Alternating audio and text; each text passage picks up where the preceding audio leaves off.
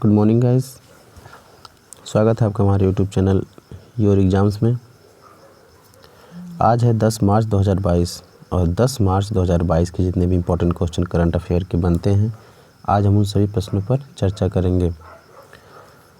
और माफ़ी चाहता हूँ कि बीते कल 9 मार्च का वीडियो मैं अपलोड नहीं कर पाया था किसी कारणवश। तो वीडियो के लास्ट तक बने रहिए और यदि आप हमारे यूट्यूब चैनल पर नए हैं तो कृपया से सब्सक्राइब करें और बेल आइकन को दबाना ना भूलें। आइए देखते हैं आज का पहला क्वेश्चन। हाल ही में टीडी सैट के नए अध्यक्ष किसे नियुक्त किया गया है? हाल ही में टीडी सैट के नए अध्यक्ष किसे नियुक्त किया गया है? तो आपका सही ऑप्शन है DN पटेल। ठीक। केंद्र सरकार ने दूरसंचार विभाग, निपटान और अपीलीय न्यायाधिकरण के अध्यक्ष के रूप में दिल्ली उच्च न्यायालय के मुख्य न्यायाधीश न्यायमूर्ति धीरूभाई नारायणभाई पटेल, DN पटेल का जो फुल फॉर्म है वो धीरूभाई नारायणभाई पटेल को नियुक्त किया गया है।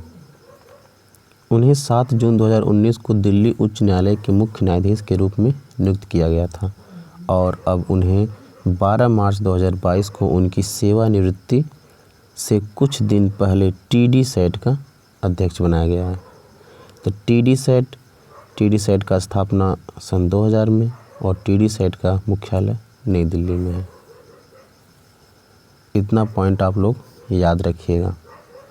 आइए देखते हैं दूसरा क्वेश्चन।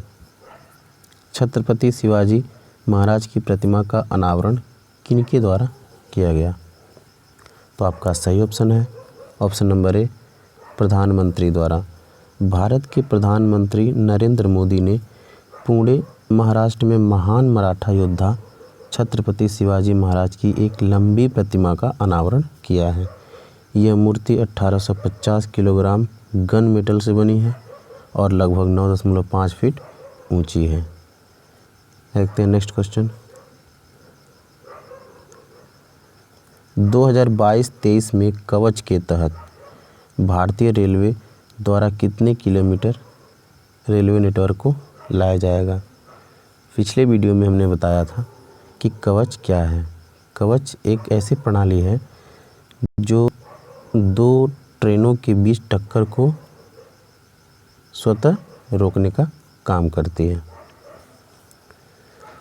तो 2022 में कवच के तहत भारतीय रेलवे द्वारा कितने किलोमीटर रेलवे नेटवर्क को लाया जाएगा? तो आपका सही ऑप्शन है ऑप्शन नंबर बी, 2000 किलोमीटर।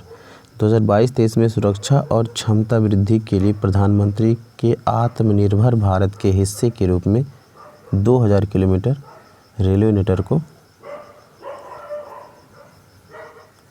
कवच के तहत लाया जाएगा। देखते हैं नेक्स्ट क्वेश्चन। भारत के डिजिटल इकोसिस्टम को बढ़ावा देने के लिए किनके बीच समझौता हुआ है? भारत के डिजिटल इकोसिस्टम को बढ़ावा देने के लिए किनके बीच समझौता हुआ है? तो आपका सही ऑप्शन है एयरटेल और एक्सिस बैंक। भारतीय एयरटेल और एक्सिस बैंक के बीच समझौता हुआ है।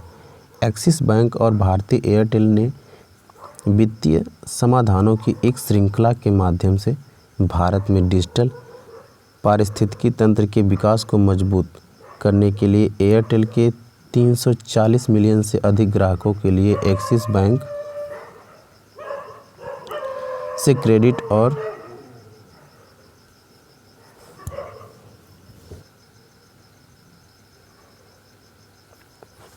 एक्सिस बैंक के CEO अमिताभ चौधरी और एक्सिस बैंक का मुख्यालय मुंबई और इसकी स्थापना 1993 अहमदाबाद में हुई थी। भारतीय एयरटेल के CEO गोपाल विट्ठल और संस्थापक सुनील भारती मित्तल और एयरटेल की स्थापना 7 जुलाई 1995 को हुई थी। आइए देखते हैं नेक्स्ट क्वेश्चन। हाल ही में कौन सा देश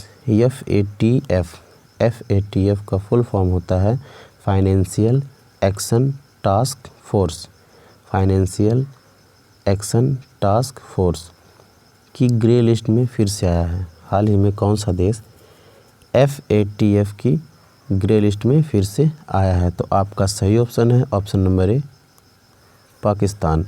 फाइनेंशियल एक्शन टास्क फोर्स ने पाकिस्तान को ग्रे लिस्ट में बनाए रखा और देश से मनी लॉन्ड्रिंग जांच और मुकदमों पर काम करने को कहा।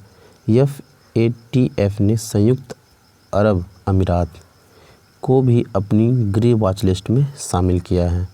FATF की स्थापना 1989 को हुआ था और इसके सदस्य 39 सदस्य हैं। मुख्यालय पेरिस फ्रांस में है और अध्यक्ष अभी हाल ही में चुने गए हैं ये अध्यक्ष टी राजा कुमार जो सिंगापुर के रहने वाले हैं। आइए देखते हैं नेक्स्ट क्वेश्चन। IRCTC के साथ कौन से भुगतान प्रणाली कंपनी टिकटिंग सेवाएं प्रदान करने की घोषणा की है। IRCTC के साथ कौन से भुगतान प्रणाली कंपनी टिकटिंग सेवाएं प्रदान करने की घोषणा की है। तो आपका सही ऑप्शन है ऑप्शन नंबर ए पेटीएम। डिजिटल भुगतान कंपनी पेटीएम ने घोषणा की कि उसने भारतीय रेलवे खान पान और पर्यटन निगम के साथ अपनी साझेदारी का विस्तार किया है ताकि उपभोक्ताओं को देश भर के रेलवे स्टेशनों पर स्थापित स्वचालित टिकटिंग वेंडिंग मशीन ATVM के माध्यम से डिजिटल टिकट सेवाएं प्रदान की जा सके। यह पहली बार है जब भारतीय रेलवे ने ग्राहकों के लिए कैशलेस आवागमन को बढ़ावा देने के लिए ATM पर UPI का उपयोग करके टिकट सेवाओं के लिए ऑनलाइन भुगतान करना संभव बनाया है। IRCTC का फुल फॉर्म होता है railway catering and tourism corporation. इसकी स्थापना जो पेटीएम की स्थापना विजय शेखर शर्मा द्वारा 2010 में की गई थी और IRCTC की स्थापना 27 सितंबर 1999 को हुई थी। देखते हैं नेक्स्ट क्वेश्चन। हाल ही में भारत की 23वीं महिला ग्रैंड मास्टर कौन बनी है। हाल ही में भारत की 23वीं महिला ग्रैंड मास्टर कौन बनी है। तो आपका सही ऑप्शन है प्रियंका नुटक्की। ठीक, ऑप्शन नंबर ए। 19 वर्षीय प्रियंका नुटक्की ने MPL की 47वीं राष्ट्रीय महिला शतरंज चैंपियनशिप में अपना अंतिम WGM मानदंड हासिल कर लिया है। वह भारत की 23वीं महिला ग्रैंड मास्टर बनी। नागपुर की दिव्या देशमुख केवल 15 वर्ष की आयु में ही भारत की 21वीं महिला चेस ग्रैंड मास्टर बनी थी और भारत की पहली महिला ग्रैंड मास्टर सुब्बारमन विजयलक्ष्मी जी हैं। देखते हैं नेक्स्ट क्वेश्चन। RIL ने भारत से बड़ा व्यापार और सांस्कृतिक केंद्र कहाँ खोला है। RIL Reliance industries limited. RIL ने भारत का सबसे बड़ा व्यापार और सांस्कृतिक केंद्र कहाँ खोला है। तो आपका सही ऑप्शन है मुंबई में। ऑप्शन नंबर ए मुंबई में। रिलायंस इंडस्ट्रीज लिमिटेड RIL ने जियो वर्ल्ड सेंटर खोलने की घोषणा की है। यह भारत का सबसे बड़ा और सबसे प्रतिष्ठित बहुआयामी गंतव्य होगा केंद्र जो मुंबई के बांद्रा कुर्ला कॉम्प्लेक्स में 8.5 एकड़ में फैला है। रिलायंस इंडस्ट्रीज की निदेशक और रिलायंस फाउंडेशन के संस्थापक अध्यक्ष नीता अंबानी ने की थी।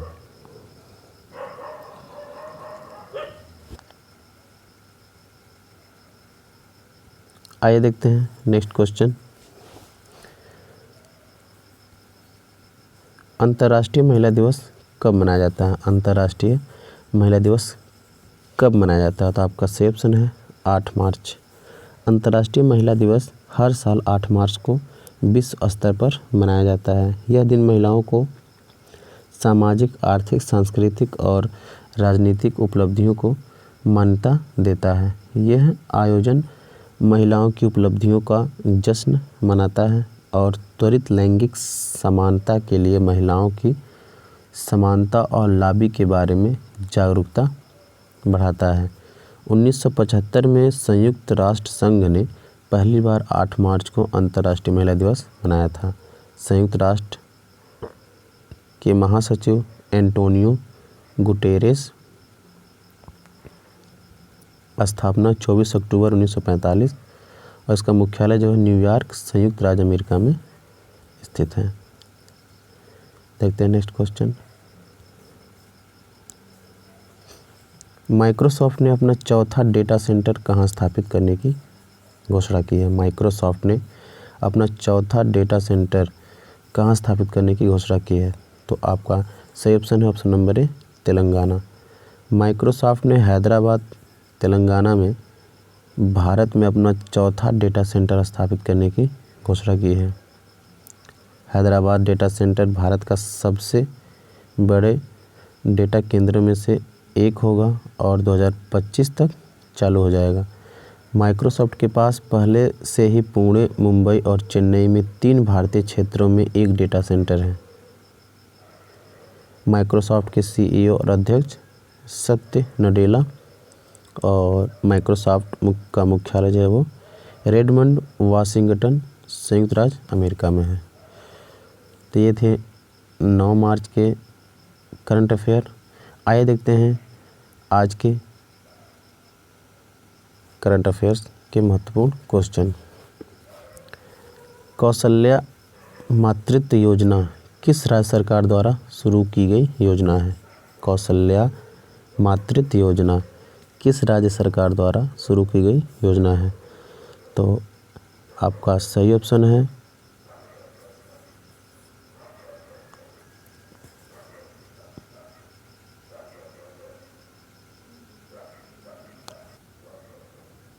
ऑप्शन नंबर सी, छत्तीसगढ़ सरकार। रायपुर के बीटीआई मैदान में आयोजित राज्य स्तरीय महिला सम्मेलन में मुख्यमंत्री भूपेश बघेल ने 5 हितग्राहियों को सुरक्षित मातृत्व के लिए 5,000 रुपये के चेक वितरित कर कौशल्या मातृत्व योजना की शुरुआत की। आइए देखते हैं नेक्स्ट क्वेश्चन। यूपीआई के माध्यम से सार्वजनिक ऋण निवेश की सीमा सेबी द्वारा कितने रुपए तक बढ़ाई गई है? ठीक, निवेश की सीमा सेबी द्वारा कितने रुपए तक बढ़ाई गई है? तो आपका सही ऑप्शन है ऑप्शन नंबर ए, 5 लाख। ठीक, भारतीय प्रतिभूति और विनिमय board, security and exchange board of India, SEBI का फुल फॉर्म है, ने सार्वभौमिक भुगतान यूपीआई तंत्र के माध्यम से सार्वजनिक ऋण प्रतिभूतियों को जारी करने में आवेदन करने वाले खुदरा निवेशकों के लिए निवेश सीमा को पहले 2 लाख रुपए से बढ़ाकर 5 लाख रुपए कर दिया है। आइए देखते हैं नेक्स्ट क्वेश्चन। हाल ही में ऐसी HDFC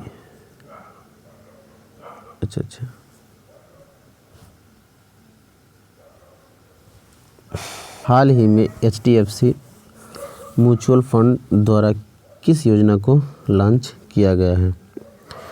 तो आपका सही ऑप्शन है लक्ष्मी फॉर लक्ष्मी।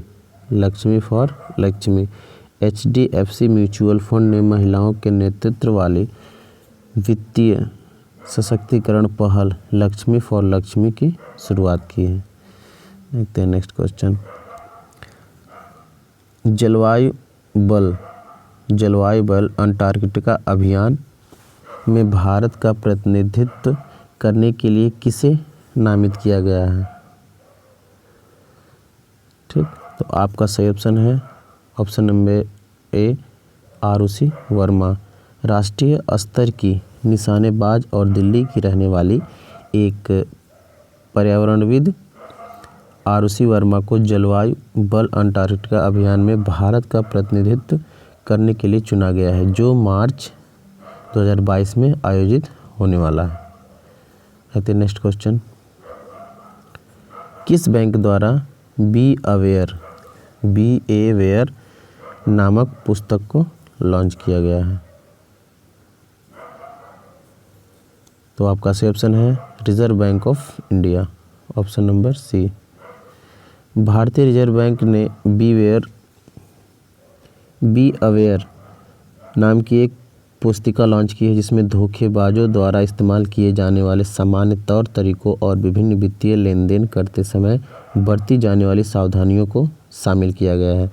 आरबीआई का मुख्यालय मुंबई महाराष्ट्र में है। स्थापना 1 अप्रैल 1935 को हुई थी और गवर्नर शक्तिकांत दास जी हैं। इस पुस्तिका उद्देश्य डिजिटल भुगतान और अन्य वित्तीय लेन देन करते समय भोले भाले ग्राहकों के साथ होने वाली विभिन्न प्रकार की वित्तीय धोखाधड़ी के बारे में जन जागरूकता बढ़ाना है। देखते हैं नेक्स्ट क्वेश्चन। G7 कृषि मंत्रियों की आभासी बैठक की मेजबानी कौन करेगा? G7 कृषि मंत्रियों की आभासी बैठक की मेजबानी कौन सा देश करेगा? आपका सही ऑप्शन है ऑप्शन नंबर ए, जर्मनी। जर्मन सरकार ने कहा कि वह वैश्विक खाद्य सुरक्षा पर रूस और यूक्रेन के बीच संघर्ष के निहितार्थों का पता लगाने के लिए G7 कृषि मंत्रियों की एक आभासी बैठक आयोजित करेगी। जर्मनी के कृषि और खाद्य मंत्री सेम जदेमिर हैं। देखते हैं नेक्स्ट क्वेश्चन। अभी हाल ही में किस देश ने दूसरे सैन्य उपग्रह का सफलतापूर्वक परीक्षण किया है? अभी हाल ही में किस देश ने दूसरे सैन्य उपग्रह का सफलतापूर्वक परीक्षण किया है? तो आपका सही ऑप्शन है Iran, option number B, Iran. यह इस्लामिक रिपब्लिक द्वारा पृथ्वी से 500 किलोमीटर की ऊंचाई पर एक सैन्य उपग्रह नूर 2 को सफलतापूर्वक कक्षा में लॉन्च किया है। पहला सैन्य उपग्रह नूर अप्रैल 2020 में पृथ्वी की सतह से 425 किलोमीटर की कक्षा में लॉन्च किया गया था। ईरान की राजधानी तेहरान, यहाँ के राष्ट्रपति इब्राहिम राइसी और यहाँ की मुद्रा ईरानी रियाल है। इतना पॉइंट आप लोग याद रखिएगा। Next question. दुनिया का सबसे स्वीकृत देश किसे घोषित किया गया? दुनिया का सबसे स्वीकृत देश किसे घोषित किया गया है? तो आपका सही ऑप्शन है ऑप्शन नंबर बी, रूस।